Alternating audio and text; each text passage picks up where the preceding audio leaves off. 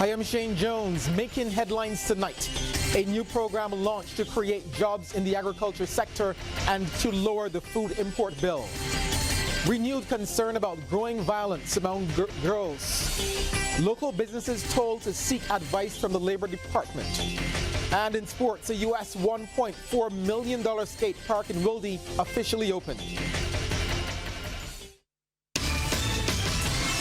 Broadcasting from our studios in the Pine St. Michael, this is CBC News Night, starting now.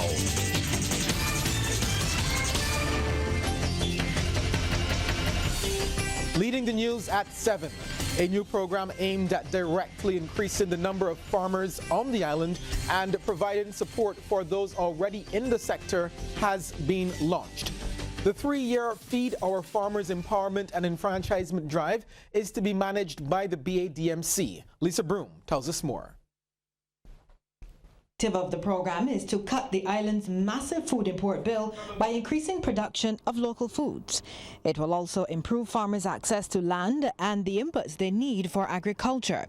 It will target vulnerable groups like women and young people between the ages of 18 and 29, as well as retrenched workers. Feed is expected to accommodate farmers with a desire to establish agricultural enterprises in a variety of farming systems. These systems include open field production, horticulture, greenhouse farming, temperature control, container farming, livestock production, and we want to put the emphasis on the black belly sheep farming and the rabbit ring, which are the small ruminants, agroforestry, forest production, hydroponics, aquaponics, fish farming, and apiculture or beekeeping.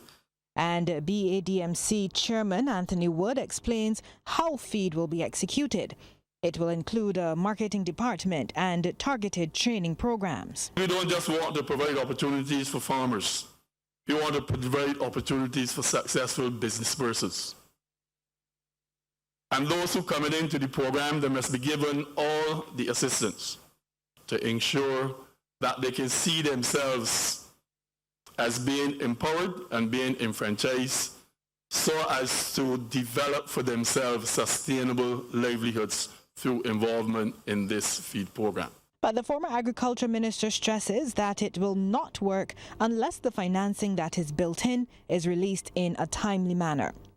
Now, Prime Minister Mia Motley has thrown her full support behind the initiative, acknowledging that the food import bill is simply unsustainable.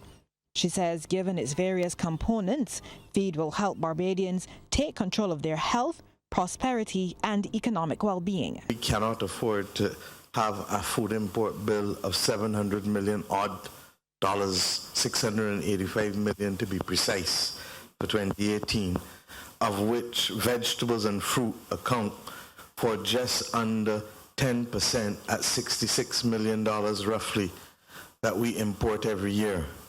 It is simply not good enough, and Barbadians can do better if we pull together and work together.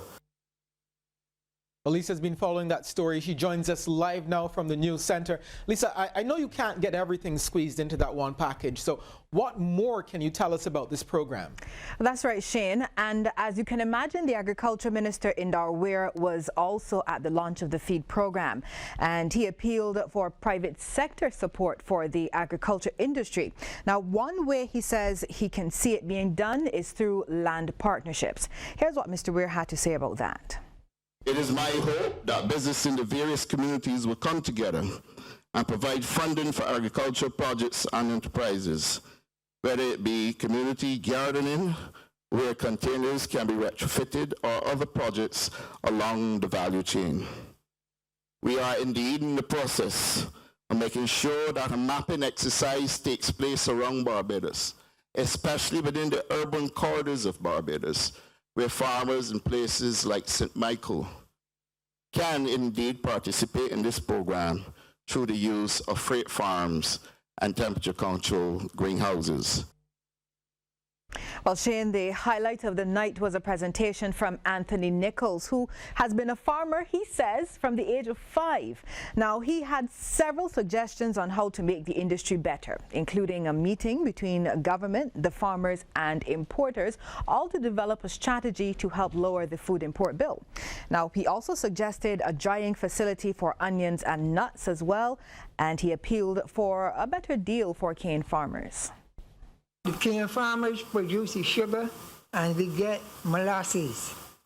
The rum producers take the molasses and make hundreds of thousands of dollars when the year comes.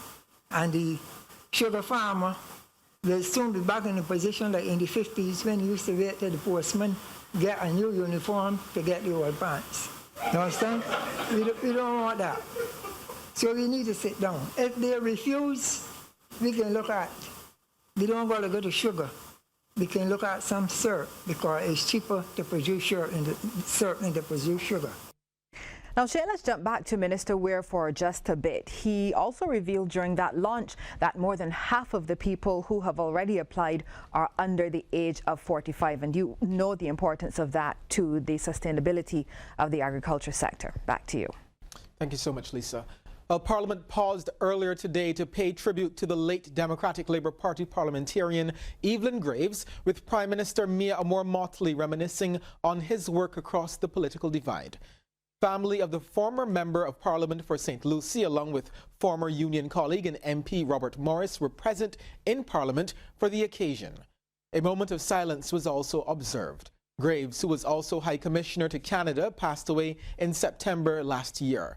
Prime Minister Motley says he understood government was a continuum and that MPs had a responsibility to serve the needs of Barbadians. She fondly remembers her interactions with him as a young parliamentarian as the then ruling party saw a motion of no confidence moved on its Prime Minister. And on that night of the vote, I was with Evelyn at the top of the stairs. And then I think I walked down behind him, and then we talked again at the bottom of the stairs.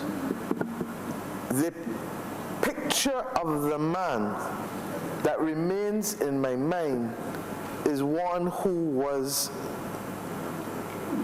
truly, truly challenged and hurting, because obviously what was required of him has to be one of the most difficult decisions that any parliamentarian would ever have to make any part of the world. Minister of Housing George Payne says Graves was a Barbadian first before a parliamentarian. I mean, only one name comes to the fore. Evelyn Graves. I mean, he sacrificed himself for the people of St. Lucie. He gave the type of representation in terms of jobs, in terms of not just jobs, employment, in terms of roads. He was the consummate representative of the constituency of St. Lucie. Leader of the opposition, Bishop Joseph Atherley, has described Evelyn Graves as a stalwart and commended government for recognizing his contributions. He says Graves must be credited for solidifying the DLP's strength in St. Lucie. Bishop Atherley says the late MP was among those who understood and embraced the labor movement. I am advised reliably that he is the author of some 3 modules that still are with us and still very much in use and used for training up and down this region from north to south. Training modules relative to productivity and related issues. And I was told that one is entitled, Mr. Speaker, would you leave new issues in collective bargaining? A second one is entitled Trade Union Administration. And the third one is entitled Trade Unionism in the era of globalization. Certainly a lot of very important work. Listen to this. More girls are committing violent crimes and ending up before the island's law courts. And according to Registrar of the Supreme Court, Barbara Cook-Haleen, it's a worrying trend that's causing great concern for officials. Lorna Jones has more. Just 2 years ago, statistics show the most popular charge for girls before the court was wandering. However, Supreme Court Registrar Barbara Cook-Allen revealed by 2018 that was replaced by more physical and violent charges. In 2018, it was an amazing change, particular for the girls. We realize now that wandering is no longer a top charge for girls in Barbados. It's assault, occasioning bodily harm. The registrar says data collected through the court system indicates that a number of factors have been linked to this worrying trend. Many of the girls coming to the court are actually seeing domestic violence in their house. They're seeing their parents quarreling and fighting, and then they're acting it out when they go off to school and to the other environs. We recognize as well that some of our young people, when we do the reports, have ADHD, they have some mental disorders, and that there are some of them who are truly depressed. And it's more the girls than the boys who are depressed. Ms. Cook-Allen was speaking at the opening of the In the Winner's Circle program. It's geared towards preparing children who have recently completed the 11+ exam for the transition to secondary school. Among the topics to be covered are self-esteem, substance abuse, and conflict resolution, which she says is timely considering the statistics. A number of organizations are on board with the program, including the Guardian Group, which donated $4,000, and the Maria Holder Memorial Trust. Their chief project manager, Rochelle Roach, advised students to make the best of the opportunity. We see this as a type of prevention program where we are going to try to do what we can within these programs to make sure that you are better for it. Over 3,500 students have been invited to participate in the Winner's Circle program, which runs until the 20th of May and will be held at 13 centers across the island. Lorna Jones, CBC News. Okay, take note of this. Classes at all public schools are expected to end at 1 tomorrow afternoon. According to the Ministry of Education, this is to facilitate a meeting called by the Barbados Secondary Teachers Union to discuss the issue of violence in schools. Officials say tomorrow's early closure of public schools will not affect Caribbean Examinations Council's CSEC and CAPE exams, which will proceed as scheduled. It appears local gunmen are killing their victims execution style. This disturbing revelation from Police Commissioner Tyrone Griffith. He says many of the 24 murders for this year have involved guns. The commissioner notes that the figures could have been even higher.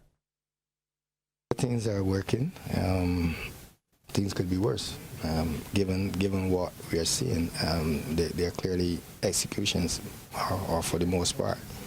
The gun-related crime are clearly executions, and executions, there's no easy way to manage executions. If people want to kill individuals, it's fairly easy to do that.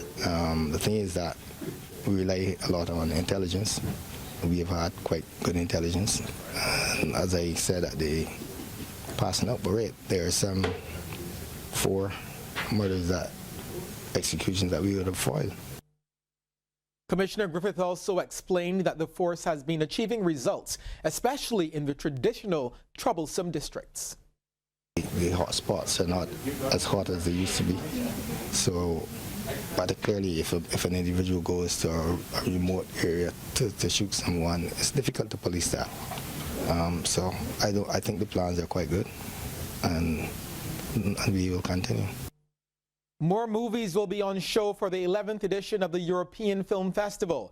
The event is growing, and the head of the political, press and information of the European Union delegation to Barbados says the films offer something for everyone. 29 different movies will be screened from over 10 European nations. The event comes off on May 15th and runs until the 28th. The EU official was a guest on CBC TV8's Morning Barbados. Basically, this is increased by, I would say, 7 movies as compared to last year. And we have, as Wayne has rightly mentioned, tried to offer a broad coverage to cover different tastes of the Barbadian larger public. And what we tried to add to the previous experience, basically, we tried to group different categories of movies and to basically offer days for special types of themed days. Right, some themed days. Exactly. Yes, yes. Well, aside from the Olympus Theaters, there will be special screenings at the Copacabana Beach Club in Bridgetown on selected nights. For the first time this year, a movie from Romania will be screened. We'll try to basically offer Barbadians the opportunity to get acquainted with themes that are at this point in time very actual in the European Union, both at the social level, at political level, and at the level of the society in general. For instance, some movies will touch upon the topic of migration, some movies will touch upon the topic of education, climate change, and what all in things general that are very current. Exactly. And what in general entails being a human being. As the Deputy Beer brand continues to perform beyond expectations, the company that markets it is going back to consumers in a unique way. On May 24th, the Deputy Beer Vibes Festival of Sound will come off at Kensington Oval.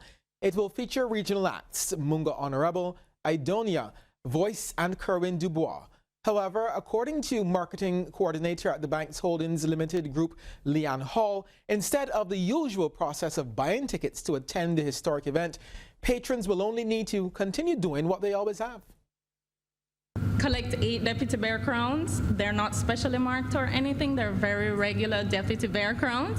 Go to one of our partnering outlets, exchange the 8 Deputy Bear crowns for a Deputy Bear Vibes Access Pass. It's really that easy. An event like this has never been done in Barbados before.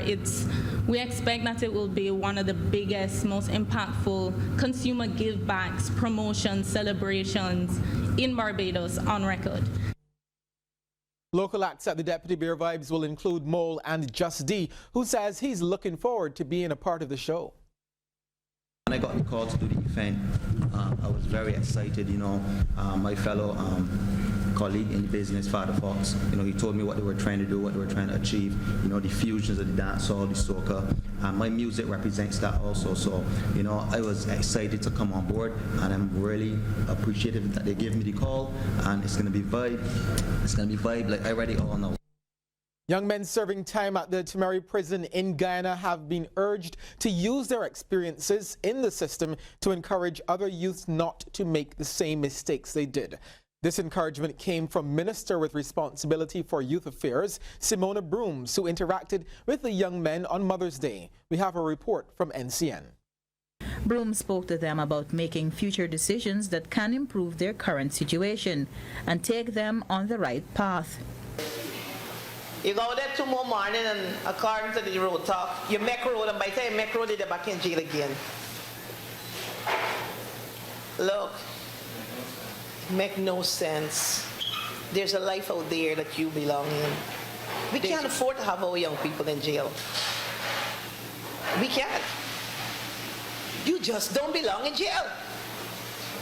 You got to be out there that we can work and make this country a better place.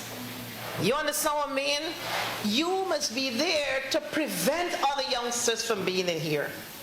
Minister Brooms also encouraged the young people to share their experiences with other youths in a bid to deter them from making the mistakes they made prior to being incarcerated. Speaking to the media, Minister Brooms said her decision to speak with the youths on Mother's Day was to demonstrate the mother's love and let them know that persons care about them. To really visit and share a mother's love and to encourage and also to listen from them. What are some of the things? How do young people find themselves incarcerated? What can we as a government who's pushing a big youth focus, what can we do in terms of preventing persons from coming here? And so listen to some of their recommendations and suggestions too. The fire service in St. Lucia is calling on motorists to be more cooperative with emergency vehicles seeking to make their way through traffic. The call comes in light of a video on social media of a vehicle continuing along its way despite the flashing lights and siren of an ambulance.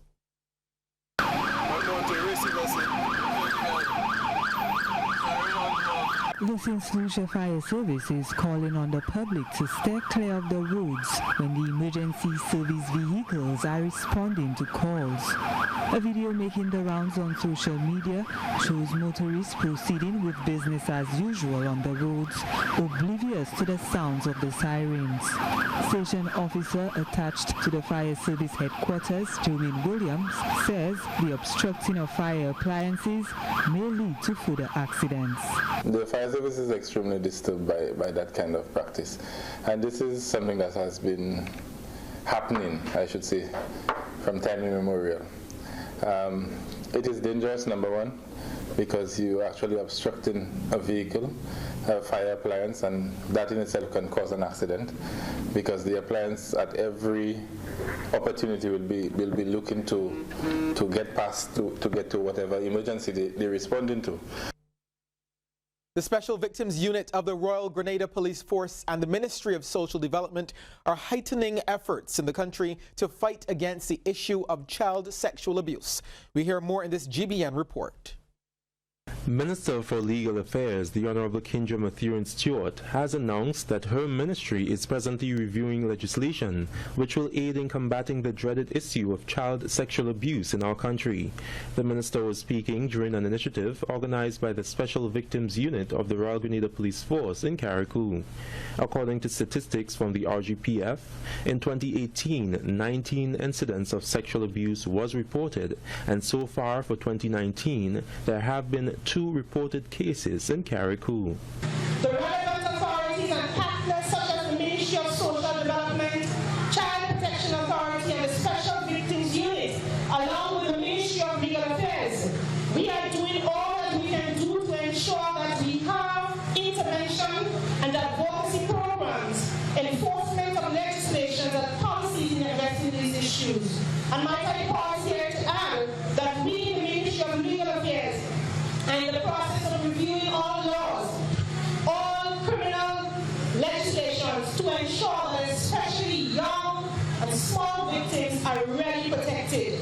On Friday, 10th May 2019, the Special Victims Unit of the Royal Grenada Police Force held a march in Carriacou standing with all children and other stakeholders in the fight against child sexual abuse.